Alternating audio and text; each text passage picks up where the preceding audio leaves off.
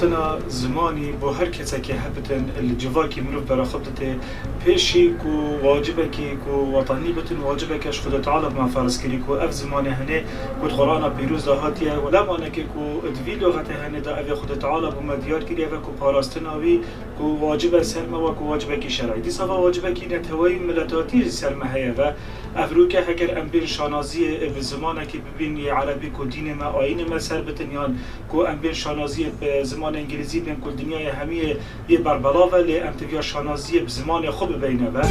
پێویستە بۆ هەر میلەتێک کە زمان و کەلتوری خۆی بپارێزە زمانی دایک بۆ هەر میلەتێک پێویستە کە بەرەی پێ بدات و بۆچی ئەبێت ئەمە بە زمانێکی تر قسە بکەین قەیچێکە با فێر بین بیزانین بەڵام وای لێنێت کە زمانی خۆمان بیرچێتەوە زمانی دایکمان بیرچێتەوە هەوڵ بدەین زمانی خۆشمان بە وڵاتانی تر بە میلەتانی تر بناسێنین پێویستە لەسەر هەر کوردێک هەر تاکەی کورد هەوڵ بدات کە زاراوەی تر فێر بێت زاراوەی کرمانجیە هەورامیە یعنی هەر بادیمیە هەر زاراوەی هەر چوار پارچەی کوردستان برأيهم توحيد زمان هجر أخذنا براس بتشكي غلط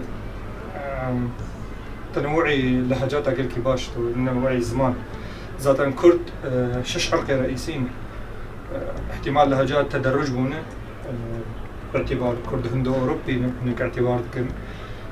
اختلاطات بالشعوبية المجاورة أو الهلال الزمانية كردي يعني بعربيت بيجن غني دولمند به فرنسا بريسات صالي زمانها قشة واحدة عندن كرن زمانية باريسي إيرو بشي صد صالي بوشمان بونه غازن وگرن لأنه تنوعي لهجات أقل كي باش بجواره